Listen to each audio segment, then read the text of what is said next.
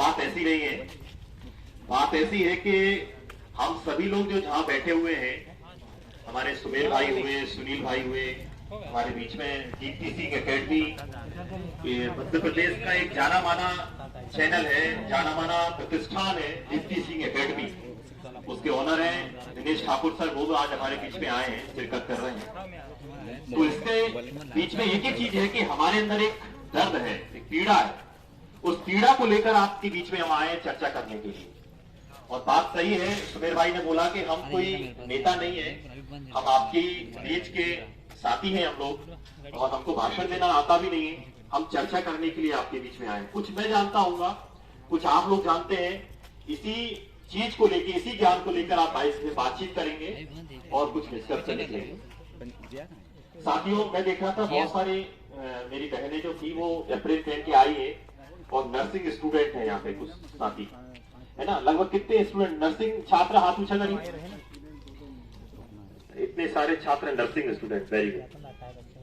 अच्छा, पीछे से भी कुछ आ रहे हैं, उन्होंने कहा हो सकता है डिग्री विग्री मिल रही हो तो भाग लो। बिल्कुल बिल्कुल, आइए, जरूरी है बात करने के लिए।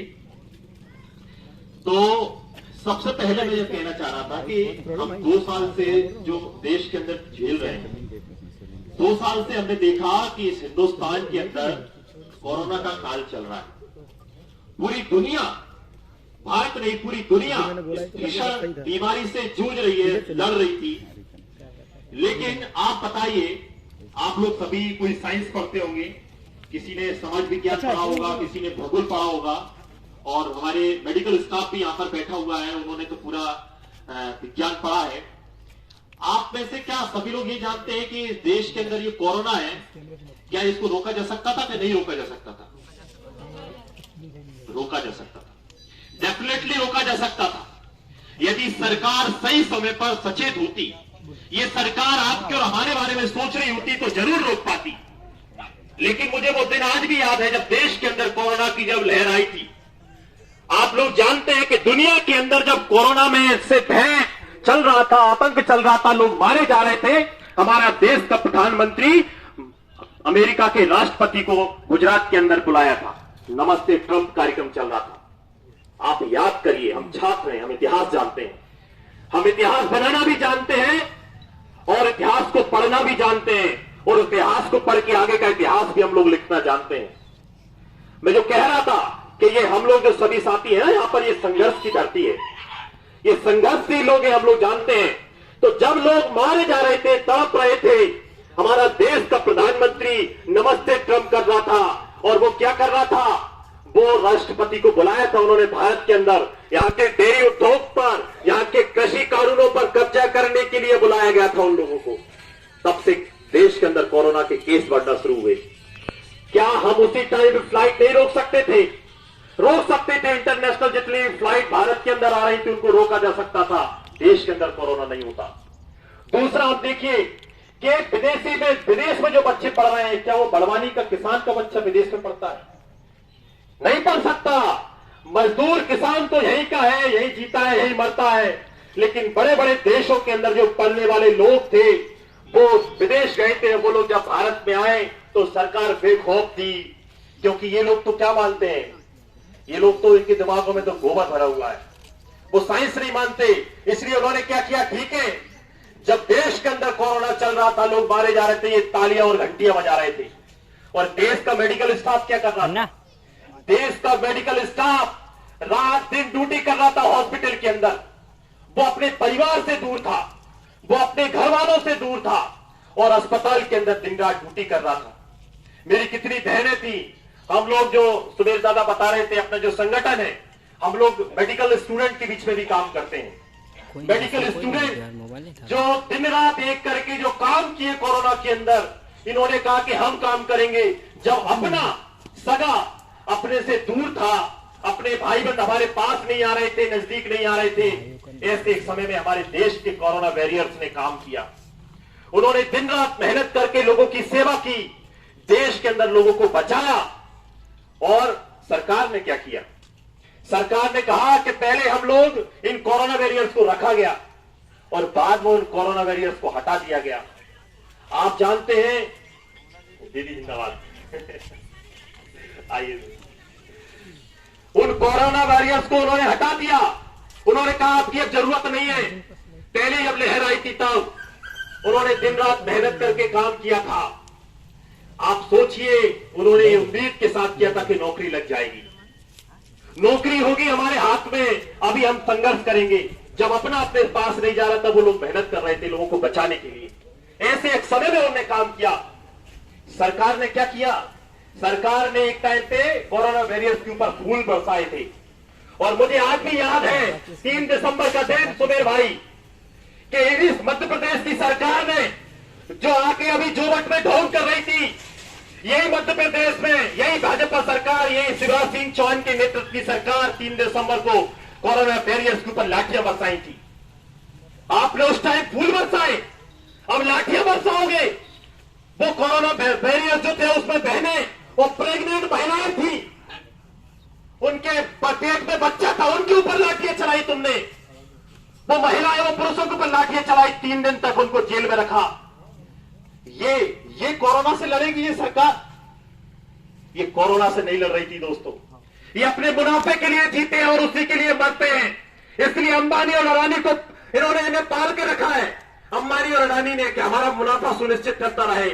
इसलिए देश के अंदर, मध्य प्रदेश के अंदर प्राइवेट कॉलेज खुलेगा। कभी गवर्नमेंट कॉलेज खुलते देखा आपने?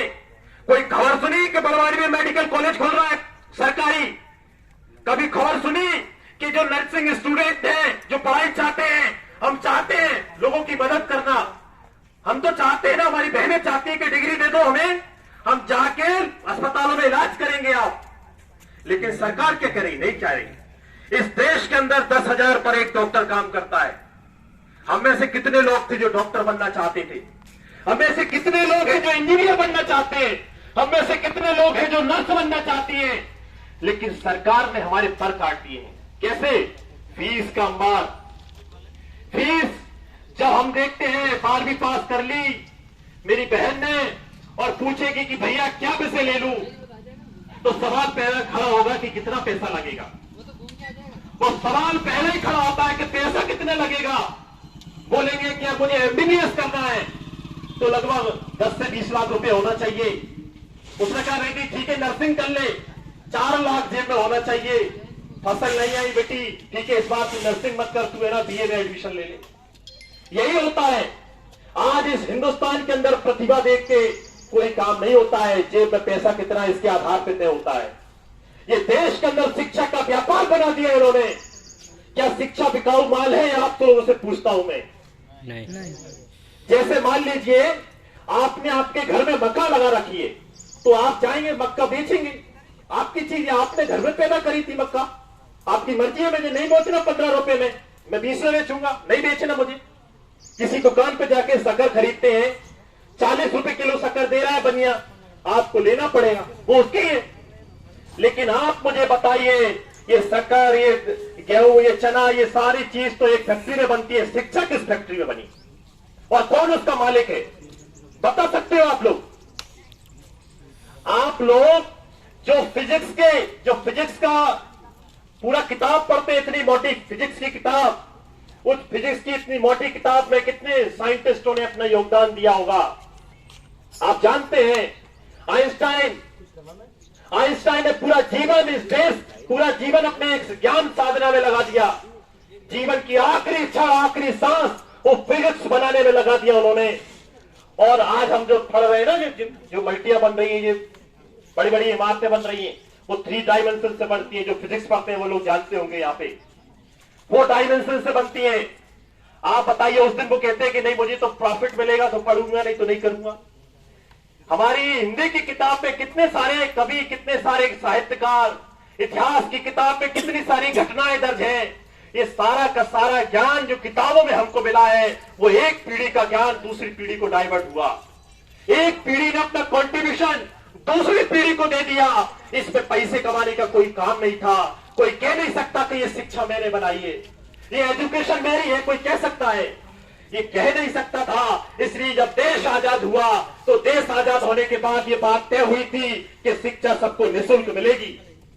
इस देश के अंदर गांधी जी को हम लोग सब जानते हैं। गांधी जी ने कहा था कि सूर्य की प्रकाश जिस तरीके से घर में बराबर मिलता है, उसी तरीके से बिना भेदभाव के शिक्षा सबको मिलना चाहिए। पर क्या शिक्षा सब तक पहुंच रही है? शिक्षा सब तक नहीं पहुंच रही है। जिसके हाथ में पैसा है वो आज से ऊंचे डिग्री लेकर पढ़ रहा है, जिसके साथ में शिक्षा पैसे नहीं है वो नहीं पढ़ पा रहा है। यही हकीकत है, यही हो रहा है। निजीकरण बंद करो, बंद करो, बंद करो, शिक्षा का निजीकरण बंद करो, बंद करो, बंद करो।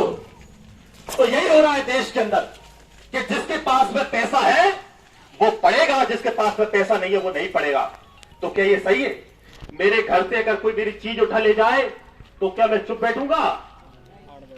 तो आपके घर से आपकी शिक्षा उठा ली, आप चुप क्यों बैठेंगे? एक बहन, मैं भी बोल रहा था वहां पे नीचे, कह रहे जब धरने प्रदर्शन में जाते हैं तो हम शर्माएंगे, हमारी नजरें नीचे झुकी होगी। ये दादी बैठी है, मेरी दादी की उम्र की है ये, इनको मैं कब से देख रहा हूं बड़वानी के अंदर संघर्ष करते हैं। इनका जब चेहरा देखते हैं तो फख्र से हमारा सीना ऊंचा हो जाता है। कब से लड़ रही है दीदी नर्मदा बचाओ आंदोलन के लिए, हमारे बीच में आ जाइए। खुदीराम बोस को याद कीजिए आप लोग, खुदीराम बोस को चेहरा देख के आपका सर झुकता है? बिरसा मुंडा का चेहरा देख के आपका सर झुकता है कि ऊंचा होता है? तो ऊंचा होता है तो हम ऊंचा क्यों नहीं करेंगे अपना सर जब अपना अधिकार मांगने जाएंगे? ये हमारा कोई वो नहीं है, इनको हमने बिठा रखा है यहाँ पर। ये कलेक्टर साहब सर्विस देते हैं यहाँ पे, सर्विस कर रहे हैं। ये हमारे आका नहीं है, ये लोकतंत्र है। लोकतंत्र में आका जनता होती है और जनता तय करती है क्या होगा हिंदुस्तान के अंदर। इसलिए उन्होंने क्या कर रखा है, देश में नशा चढ़ा रखा है सबको। किसी को जाति का नशा, धर्म का नशा, भेदभाव, हमारे छात्रों को बांट रखा है। आज हम इतने से लोग क्यों, बड़वानी में इतने ही लोग पढ़ते हैं क्या? बड़वानी में इतने ही लोग छात्रवृत्ति की समस्या से ग्रसित है क्या? इतने नहीं है, लेकिन दिमागों में भ्रम पैदा कर रखा है। इसलिए तो ये शासन चल रहा है, इसलिए तो ये लोग इनकी मनमानी चल रही है। ये मनमानी अब चलेगी नहीं, हम आ गए यहां पर। इसलिए साथियों में कह रहा था कि शिक्षा किसी एक व्यक्ति की नहीं है, इसलिए ये बिकाऊ माल भी नहीं है। शिक्षा हम सबकी है। हमारे पूर्वजों ने मेहनत के साथ, आप बताइए, मलेरिया की खोज की थी, तो मलेरिया की खोज क्या इसलिए की गई थी कि उससे लाभ कमाया जाएगा? आज किताबों में पढ़ते हैं आप लोग, मेडिकल स्टूडेंट सभी, जो इंजीनियरिंग स्टूडेंट है या जो लॉ के स्टूडेंट है, वो कानून पढ़ते हैं। वो एक दिन में नहीं लिखे हुए सारे कानून। ये किताबें, ये ज्ञान भंडार हमारे संघर्ष से पैदा हुआ। ये मानव सभ्यता का है, इस पे कोई आदमी का, एक आदमी का अधिकार चलेगा नहीं। ये प्राइवेट कॉलेज जो खोल रखे हैं इन्होंने क्या किया? मैं थोड़ी तकनीकी बात आप लोगों को बताऊंगा। ये सरकार तो इन्हीं की है ना, अंबानी अडानी की सरकार।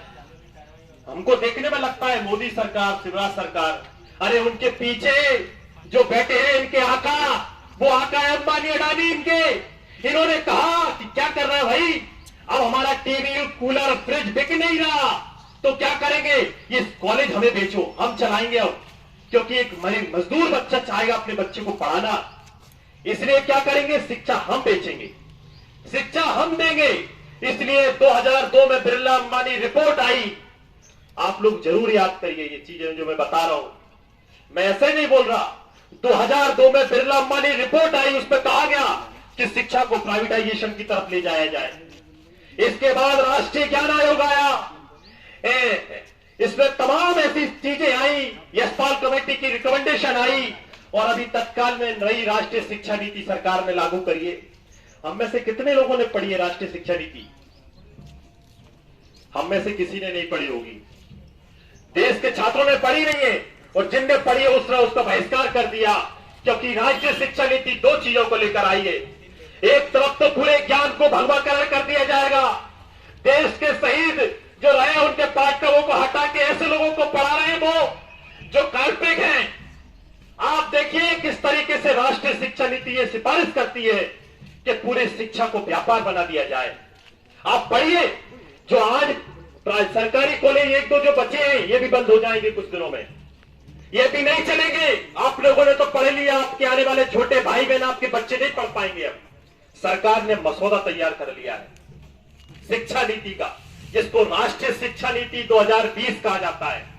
इसमें पूरी तरीके से पूरी शिक्षा को सांप्रदायिकरण कर दिया जाएगा, और पूरी शिक्षा को हम देखेंगे उसको पूरा प्राइवेटाइजेशन की तरफ ले जाया जाएगा। हिंदुस्तान का पूरा जो बुद्धिजीवी वर्ग है इसका विरोध कर रहा है, लेकिन सरकार ये बेलगाम सरकार इसको लागू कर दिया बेशर्मी के साथ। हम तमाम लोगों के साथ जो सपने देख रहे थे शिक्षा का, वो आप नहीं देख पाएंगे। ये हो रहा है देश के अंदर साथियों। इसलिए मैं ये घटना क्यों बता रहा हूं, इसलिए बता रहा हूं कि बड़वानी में जो प्राइवेट कॉलेज में फीस ली जा रही है वो इसका हिस्सा है। उस प्राइवेट कॉलेज ने ये शिवराज सिंह चौहान ने के जेब में पैसा रख दिया कि अब मेरा है ये कॉलेज और मैं चाहूं जितना फीस ले सकता हूं, तो वो ले रहा है फीस। और नैतिकता देखिए इनकी कि 2 साल से हम कोरोना से जूझ रहे हैं, हमारे घर में आमदनी नहीं बची, फसल खराब हो रही है, फसल बच नहीं पा रही है, रोजगार धंधे चल नहीं रहे हैं, हर आदमी तंगी से गुजर रहा है। ये लोगों ने गैस की टंकी के दाम 1000 कर दिए, इन्होंने पेट्रोल को बढ़ा के 100 रुपए तक ले आए। हमारा परिवार 2 रोटी की मोहताज है और इनको शर्म नहीं आई, इन्होंने हमारे बच्चे का वजीफा भी खत्म कर दिया, इन्होंने हमारी छात्रवृत्ति भी काट दी। जिस छात्रवृत्ति से पढ़ के हम लोग आगे जाते थे, हमने से कितने लोग आगे प्रतिभा अपनी दिखाते, उस छात्रवृत्ति के दम पे इन्होंने छात्रवृत्ति काट दी। और ये छात्रवृत्ति क्या भीख है? ये छात्रवृत्ति भीख है? ये भीख नहीं है दोस्तों। अरे जब हम लोग गाड़ी चलाते हैं तो पेट्रोल भरवाते हैं, उसका टैक्स देते हैं, ये मोबाइल चलाते हैं उसका टैक्स देते हैं, सांस लेने का भी टैक्स हिंदुस्तान में लिया जाता है, हम सब टैक्स देते हैं, उस टैक्स का सारा पैसा इनके जेब में इकट्ठा होता है, उससे शिक्षा चलाई जाती थी, उससे हमारे छात्रों को छात्रवृत्ति दी जाती थी। लेकिन सरकार ने ये नहीं किया, आपका पैसा इकट्ठा करके अंबानी की जेब में भर रहे हैं लोग, इसलिए छात्रवृत्ति कटौती हो गई, आवास योजना नहीं मिलेगी। वही तो है कि एक शेर मुझे याद आता है कि जाने कैसी हवा चली है, कैसी ये लाचारी है, अरे सभी लोग डरे सहमे हैं और तमाशा जारी है। ये तमाशा चल रहा है हिंदुस्तान में छात्रों के साथ। हम बोलते ना कौन बनाता हिंदुस्तान, अरे भारत का मजदूर किसान, अरे उस मजदूर और किसान का बच्चा जब पढ़ेगा नहीं